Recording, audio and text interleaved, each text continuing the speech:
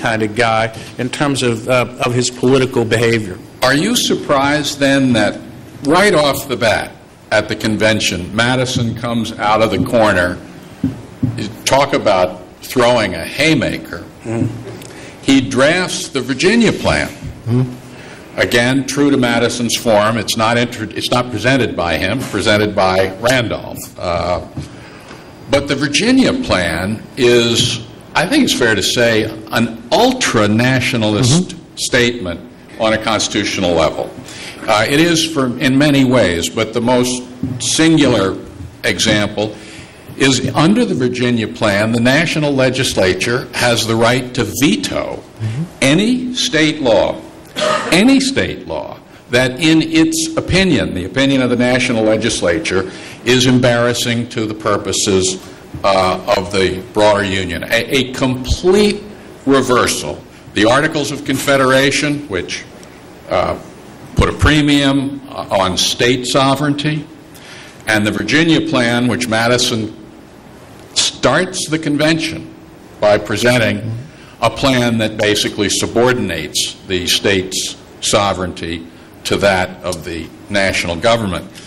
Sean, the Virginia plan doesn't really go anywhere, or I shouldn't say that. It's not adopted. The veto, Madison's national veto of state laws, does not make it into the final document.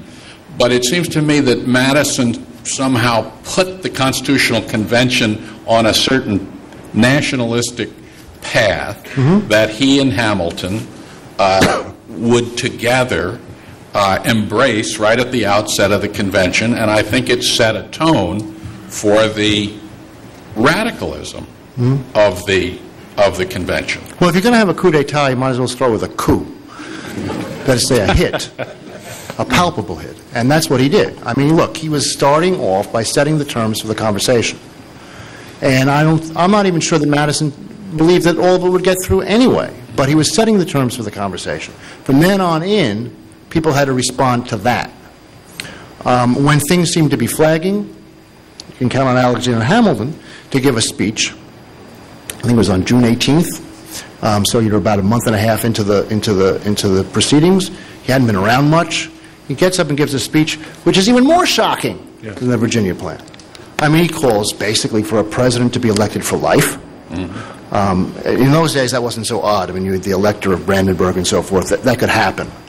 You could actually vote for a person to stay in office for life. But still, this was shocking. Basically, a government as close to the British monarchical government as possible, and still be a republic. And it was a republic. I don't want to say that he was a monarchist or a monocrat, but nevertheless, this was something that people in the convention knew how to do. They knew how to manipulate the conversation, the trend of the conversation.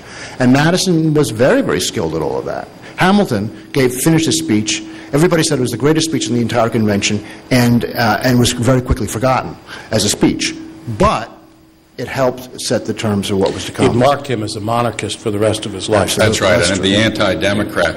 I mean, it strikes me that the second great accomplishment of Madison is to take the anti-democratic deep concerns of people like Hamilton, I guess Governor Morris, and others who thought that the people are simply not to be trusted. I mean, if people are running things, they're just going to run it for their own the people, interest. sir, is a great beast. Right. The people, sir, is a great beast. Madison takes that distrust and he fashions a constitutional approach to it that does not in any way undermine the principle of popular sovereignty. In fact, that he embraces the principle of popular sovereignty. But the distrust of democracy he deals with by, as you put it in your book, by filtering it through various institutional forms. Right. So the Senate is elected for a long time and cannot be We recently saw why that's a good idea.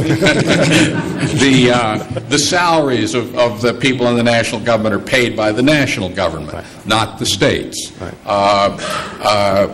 Elections, terms are longer than a year, so people can, so that he sees that in a broad geographic expanse, a Republican form of government is going to work against what he called the evils of direct democracy. That is, that representatives will get away from their constituents, they'll mingle with people from other parts of the country, they'll learn what he calls in the Virginia Ratifying Convention Republican virtue.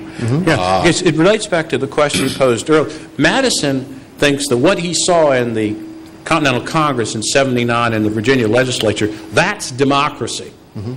Democracy is chaos as far as he's concerned. And the word that is the word for Madison is not the people, it's the public. The public, res publica, is the long-term interest of the people, which the majority of the people at any given moment don't understand. By the way, we happen to be in a convenient moment there. And,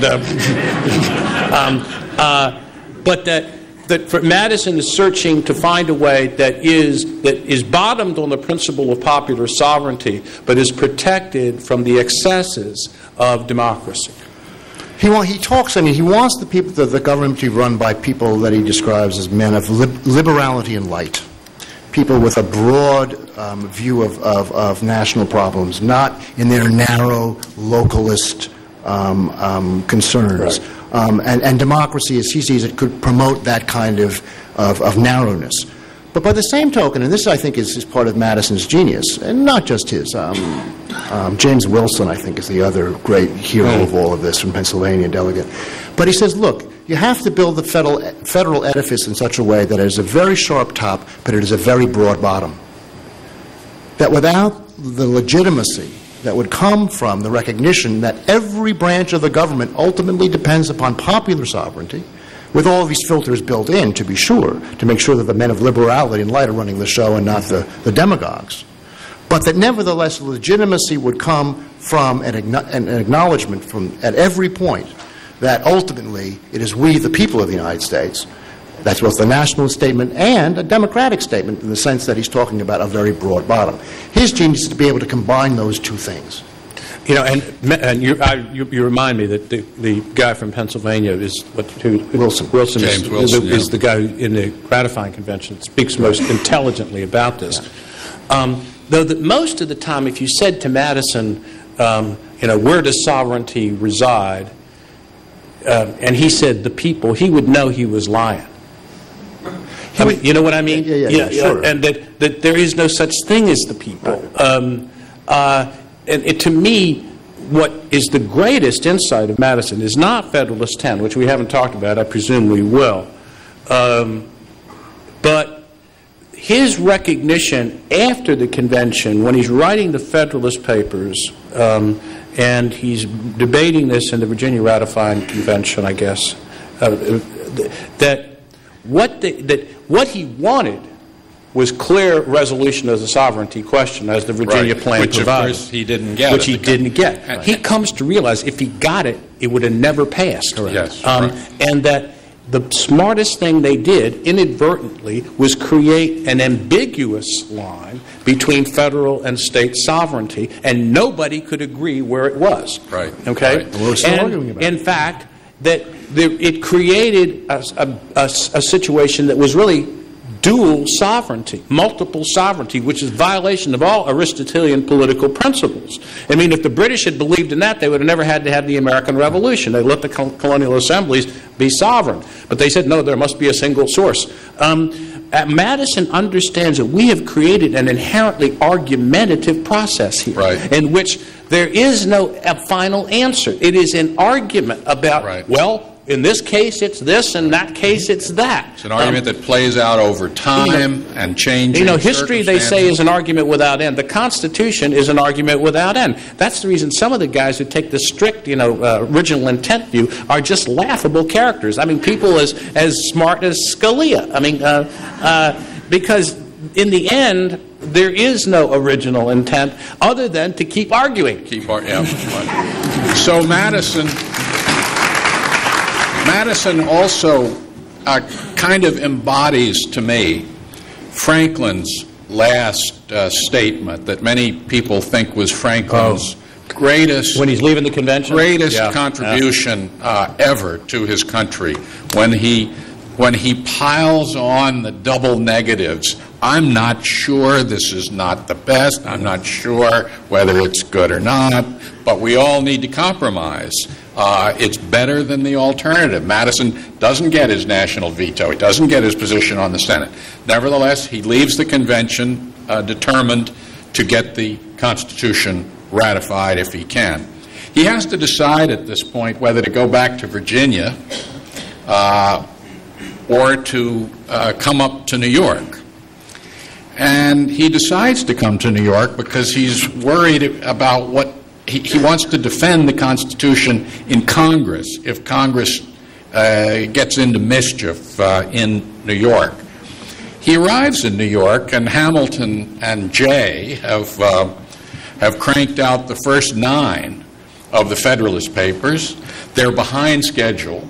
One of the 3 people who was supposed to write these things has turned in stuff that Hamilton views as unpublishable and not up to his standard. It strikes me that Madison may be the only person in the country who comes to New York and actually elevates the level of these remarkable. Some people, I'm one, think the greatest statement of political science ever. And what's amazing, it's called The Great Deliberation on American Government, but it was produced at red-hot speed. That's right. I mean, it was all-nighters that were these were not deliberative processes. These guys were, turning over to the printer as soon as before the ink was dry. These are op-ed pieces. That's being what they churned are. Out, That's right. And so Madison cranks out, as you say, this incredible Federalist 10, which, by the way, Gary Wills writes that he thinks Federalist 10 had almost no influence at all until the 20th century. It was too late to affect the New York ratification vote. Anti-Federalists had already been elected by the time most of the Federalist Papers come out. But effective or not, these are the greatest statements of political theory in our history. I think the way I'd put it, Wills might very well be right. It's tough to know how people were influenced. Nobody, it's not. You notice in the debate the other day, you could see people's bloodlines on the screen, like they were measuring. We don't have anything like that for the 18th century. I think the idea was so novel and so counterintuitive that some people just didn't get it. I mean, when he makes it a couple times in the convention itself, and then again in the written form in Federalist 10, but it turns Montesquieu on his head. The point is supposed to be that republics can only exist in small Swiss cantons and Greek city-states because they're too weak to be able to control large land masses and large populations. And he says just the opposite. Just the opposite. Right. Increase the scale, and you increase the stability of the republic. That I don't know what the modern analogy would be, but it's turning everything upside down. What supports Wills's view is nobody said anything about it at the time. They didn't say, "Oh my God, that was a great argument." I think that the way in which Madison thought. And I know that there are very distinguished Madison biographers and scholars that don't agree with me on this. Even though he wasn't formally trained as a lawyer, he thought like a lawyer.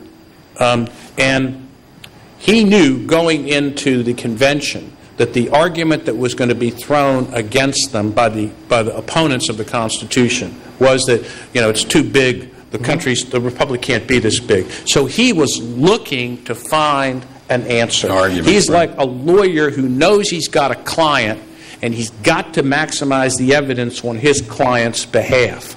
And so, in some sense, he's looking for that kind of Federalist 10 argument, and he pulls some of it out of maybe out of Adam Smith. And you can look for sources all over the place, but he needs that argument in order to be effective. I'm just thinking about this now, but the 19th century almost proved him wrong. The Civil War. Yeah. Yes. Yeah.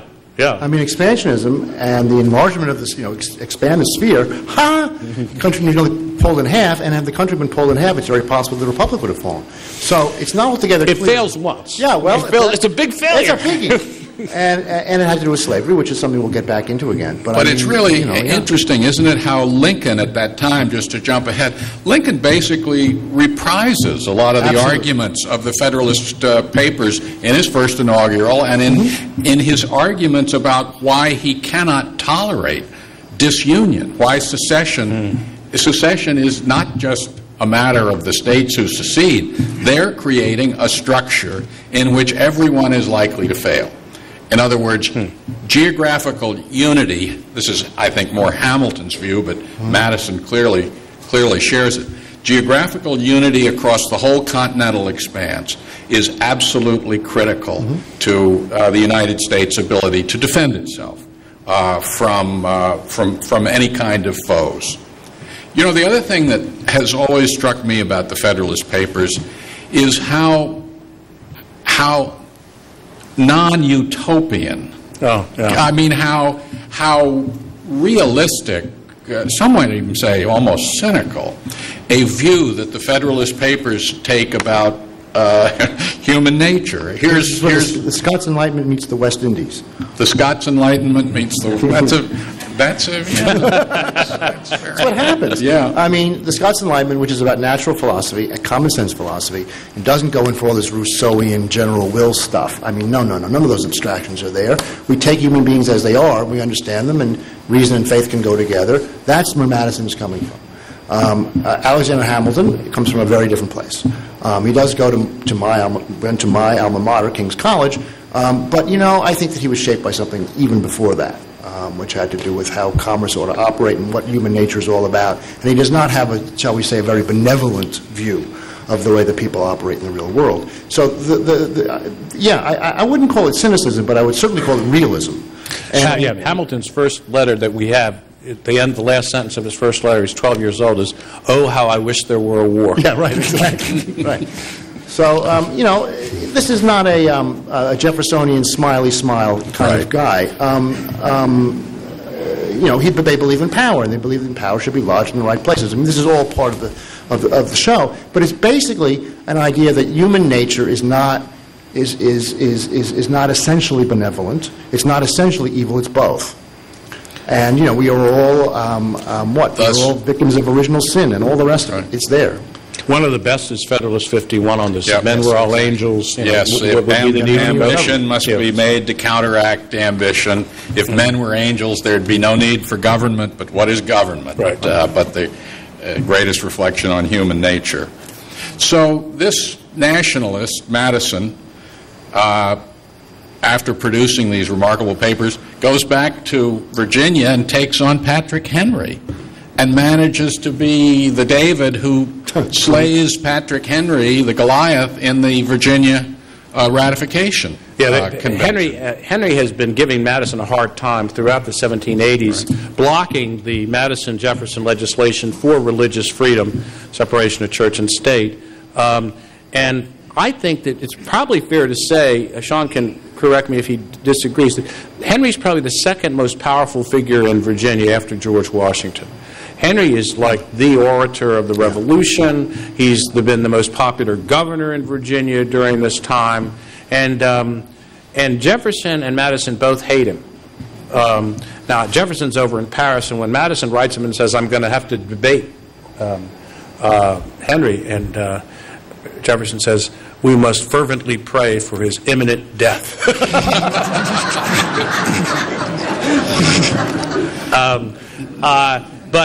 And then you've got Henry, the orator in the evangelical style, the Billy Sunday kind of style. No notes, all brilliant emotion pouring out. The reason Jefferson hated him is because Jefferson would write out the words, and he'd say, "This is perfect lyrical, logical prose," and Henry would come in and sweep it all away with this emotion. Sure. But Madison, this diminutive guy, would stand still holding his hat with his notes in it. They had stenographers here. The first time in the major, they had nothing about the Constitutional Convention that was, that it was recorded in this way. But they had stenographers, and the stenographers couldn't hear him. His voice was so low. But I think Marshall said, I'm not going to get it quite right, but that Henry was the master of persuasion, but Madison was the master of, he could make you, show you how to think.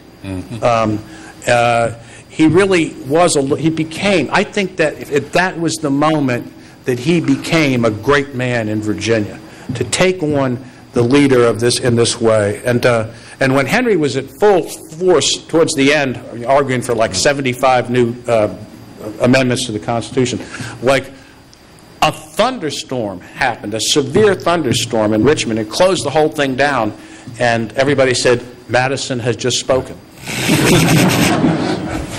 Let's just conclude this part of the discussion by looking at the great, what some people find is the great reversal or contradiction in Madison's career.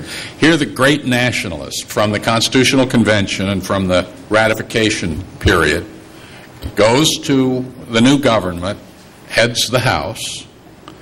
Hamilton assumes that he will be his closest ally. Washington assumes it too. Washington consults Madison on everything that he does. Get this, when Washington comes to New York as president, the House writes him an invitation, a welcome. Madison writes it. Washington says to Madison, would you write my response? That's right. Madison wrote the welcome and the response. Right. He did the same thing with Washington's inaugural address, the House's response to it. Then he wrote Washington's response to the House. Then he wrote Washington's response to the Senate. I think, was it you, Joe, who said that a lot of this period of constitutional history is Madison in dialogue with himself, but not over his own name. Washington, a lot of things House, that are called Senate. Jeffersonian are really Madisonian. Absolutely. So Hamilton expects Madison to be his great ally, and Madison, as the Federalists would have it, turns on him in Washington. When he sees the scope of Hamilton's finance project, the bank, the national credit, this vast internal improvement. The assumption of the state. The assumption of state debt. Because that is like perceived as a arrow into the heart of the states themselves. The redemption of the U.S. Credits at face value, so the speculator. So Madison becomes now the defender of states' rights. I think it's perhaps the most breathtakingly dramatic switch in American political history, and it happens like in a year and a half. Yep, it's happened by 1890. It's happened, and I sat and tried to write about this. Right. What is going on here? I mean, from the ultra-federalist to the person attempting to undermine the Federalist vision and the Federalist government. Is it Jefferson's influence? One answer is Jefferson comes back from Paris. Right. It makes me wonder if Jefferson had been around, if the Constitutional Convention would have had the outcome that it had. Yeah, I don't think it was Jefferson so much. I don't either, but that's an explanation. I think it was being in New York as opposed to being in Philadelphia.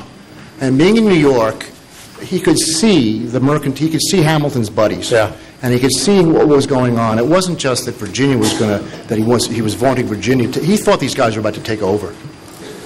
He thought that Hamilton was not only designing a more powerful government with his plan, but he thought, rightly or wrongly, that this was going to redound to the profit of a class that was going to emerge and take the country over. And so, whereas before he was worried about the many, now all of a sudden in New York he's looking around and he's saying, wait a minute. The few might be the problem now. And I think that there was a way in which his moving about had a lot to do with the difference between setting up a government and getting a government going. Hamilton understood the need to bring the moneyed men, if you will, in concert with the government if you're going to keep it going. It's not going to work any other way. Madison took one look at that and the expanse of all that and got very, very nervous. And I think that had a lot to do with what was going on. That makes sense. It makes sense. I think that given the argument that Madison develops in 1791-92 in a magazine called the National Gazette, which becomes the basic platform of the so-called Republican Party. And edited by Philip Freneau of the Philip Freneau, his classmate from Princeton, right, who's being paid by Jefferson in the State Department which is illegal. But the argument is this that Madison makes, that that in this, it really is a suggestion that the Federalist government, as now constituted, represents an imposition, a tyrannical imposition on the states, in the same way that Parliament and the King represented a tyrannical policy towards the colonies. Okay, and it's got some of the same paranoid dimensions in it too that the colonial argument back in the '60s made. And if you want, this is not friendly to Madison, but I think the whole Virginia planter class is going to hell in a handbasket by the late 18th century. Their own plantations are no longer profitable. They're trapped within this institution of slavery. Most of them are going to die bankrupt. Washington's one of the exceptions to the rule. And that they're looking for some personal version of an enemy to pin it all on. It's not Madison. I mean, it's not Hamilton's fault. It's not the Federalists' fault. But they're looking for devils to explain their own predicament. And the degree of fervor that both Madison and Jefferson express towards Hamilton and the Federalists is quasi-paranoid. So Madison helps to make the Constitution in practice this endless argument, this source of continuing contest.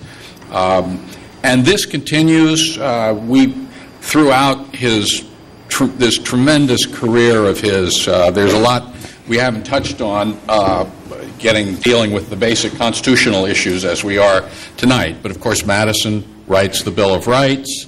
He is Jefferson's ally in ultimately opposing and ultimately, in a sense, reversing the Alien and Sedition Acts of 1798.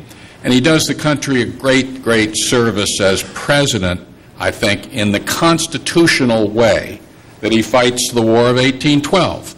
He looks to Congress to declare the war. There is no Sedition Act in the War of 1812. Civil liberties. No denial of habeas corpus. No denial, except in New Orleans with Andy Jackson, who puts it all under martial law. But that's not Madison. The war is actually over by then. The war is actually over by then. But Madison accomplishes, I think, great constitutional objectives in his conduct of the war. This is a rich topic, gentlemen, that we could go on for a long time. But let's take just a couple of minutes and hear if there are a couple of questions or comments. Sid?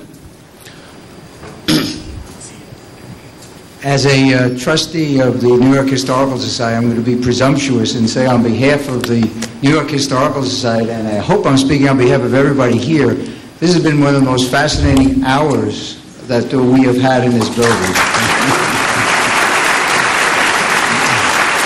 You have a great subject. So thank you, gentlemen. My question goes back to the paranoia that Joe Ellis was talking about, and my question goes to, with Madison and Jefferson changing so quickly, to what extent was slavery the reason for the change and the protection of the rights of the slave states to forever remain slave states? You can search their correspondence, as I have, and you'll never find a direct piece of evidence to support that. But I think it's the ghost at the banquet, and that underline their commitment to the principle of states' rights and the position that they both argue in the Kentucky and Virginia resolutions. Jefferson's draft of the Kentucky resolutions goes further and prepared to consider secession. Is the principle that the federal government has no authority to make domestic policy for the states. It can make foreign policy, it can't make domestic policy. That's the reason why, one of the reasons Hamilton's financial plan is such a threat. But Madison ends up saying they can't even do interstate commerce and why is that? I think they know. Once they admit the principle, the federal government has the right to make some forms of domestic policy. Slavery is going to come up on the agenda and is eventually doomed. This is a way of assuring that it cannot appear at the national level and essentially that it must remain a state matter. Sean, do you have a comment about I'd be slavery? more convinced if we had some evidence, which we don't. We got indirect evidence. Yeah, well, what is indirect evidence? People How like about that. the fact that Madison gets the House to pass this resolution at the outset? In spring of 1790, he masterminds He masterminds a resolution that basically says the federal government has no power over slavery in the state, within a state. That's correct. If a state wants to abolish slavery, well and good. But the federal government has no power to do it. Well, we can go back even before that. I mean, in 1787, the reason we have a 3/5 clause, the reason we have, a number of things in the Constitution is precisely because the slaveholders wouldn't have put up with it. But it wasn't the Virginia slaveholders. Right. It was South Carolina and Georgia. They were the ones who were really, really angry about this. Virginia is divided. It's of a divided mind. I mean, James Madison's also the man who said that the word slavery should not be in the Constitution precisely because the Constitution should not admit of the institution. Right. Now, that doesn't mean that he was going to free all the slaves tomorrow. What it meant was we should not base this government on the idea of slavery. It also explains why there's a lot of silences. Well, that's right. But the silences permit of change down the line. They're not going to abolish slavery tomorrow in Virginia or anywhere else. But they don't see slavery as a positive good. They don't see slavery as something they want to perpetuate ad infinitum, the way that many Federalists, included, like William Lawton Smith, actually believe that it is a good institution. So I think I'm less persuaded of this proposition, that slavery was driving everything underneath it. This is an idea that, insofar as historians have rediscovered that slavery was much more important than they had admitted before, I think we may have gone too far in that direction and see it driving everything. It's there. It's certainly there. But we have to be very careful about how we see where it is at any particular time. I'm being admonished to bring this to a close, although we could spend a lot of time profitably. But I know the debate... I can stay here for an hour. There's a bar around the corner, too. Because we've got debates. Let me just close with a message from James Madison, which sums up for me one of the most striking aspects of his legacy. Here is Madison speaking, I think effectively, to you. My fellow citizens. Advice to my country? My fellow citizens, Federalist 14, this is from. My fellow citizens, hearken not to the voice which petulantly tells you that the form of government recommended for your adoption is a novelty in the political world, that it has never yet had a place in the theories of the wildest projectors, that it rashly attempts what is impossible to accomplish. Why is the experiment of an extended republic to be rejected? Merely because it may comprise what is new. Numerous innovations have already been displayed in the American theater. American leaders accomplished a revolution which has no parallel in the annals of human history. They reared fabrics of government which have no model on the face of the globe. That's what he and the others accomplished in Philadelphia and in the ratifying conventions, and as the politics of the Republic played out. Think of the intellectual and political courage that it took for these people to do something completely novel in the annals of human history. This is the Constitution seems to me in many ways, Joe, of all the unprecedented events. There'd never been a successful revolution until the American Revolution against a colonial power. How many wars did Great Britain lose between 1750 and 1950? Of all of these remarkable things, think of the courage of the intellectual power, of the sense that we can make this country into something that has never been in the entire scope of human history. That, to me, is the greatest, the greatest achievement of Madison and this group, their unbelievable courage. Benno Thank you very Schmidt. much. Oh, sorry. Benno Schmidt, Joseph Ellis, Sean Wilentz. Thank you so much.